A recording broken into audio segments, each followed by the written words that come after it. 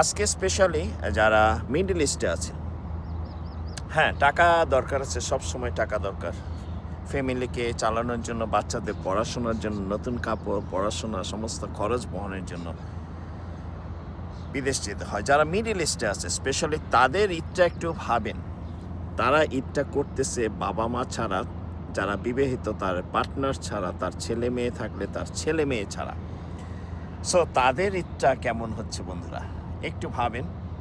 হ্যাঁ, যারা দেশে আছেন, বাংলাদেশে, আমি ছোটোকালে কি করতাম, ঈদের আমার সমস্ত বন্ধুরা আমরা একসাথে হতাম, একসাথে গিয়ে গরুর মাংস খেতাম। তাদের মা, আম্মা, খালাম্মা যাই বলেন, আন্টি বলতাম, খালাম্মা বলতাম, সে রান্না করতাম, আমরা 10-12 জন সব ফ্রেন্ড একসাথে করতাম, আনন্দ করতাম, কি মজা করতাম। কিন্তু এখন আমরা কাজে, আমরা প্রবাসী। সো বুঝতেই পারছেন বন্ধুরা, ঈদটা এক এক প্লেসে এক এক রকম আনন্দ, এক এক সময়ে এক এক রকম আনন্দ। সময়টা হচ্ছে বয়স, ছোটোকালের বয়সের যে আনন্দ। যারা প্রবাসী আছে, যারা মিডল ইস্টে আছে, তারা হয়তো একদিন স্টুডেন্ট ছিল, তারা বাপ মার সাথে, ফ্যামিলির সাথে সবাই আনন্দ করলো, রাইট? কিন্তু এখন তারা প্রবাসে, জীবনের তাড়নায়, অর্থের জন্য তারা প্রবাসে গেল। তাদের টাকা দিয়ে কোরবানি হচ্ছে, মাংস, গরু কেনা হচ্ছে, নতুন কাপড় কেনা হচ্ছে, কিন্তু তার স্ত্রী ওয়েট করে সবসময় তার জন্য, তার বাবা মা ওয়েট করে, হয়তো চোখের জল ফেলে তার ছেলের জন্য, অথবা মেয়ে যারা বাইরে থাকে।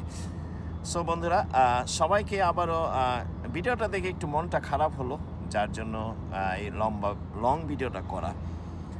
সবাই ভালো থাকেন।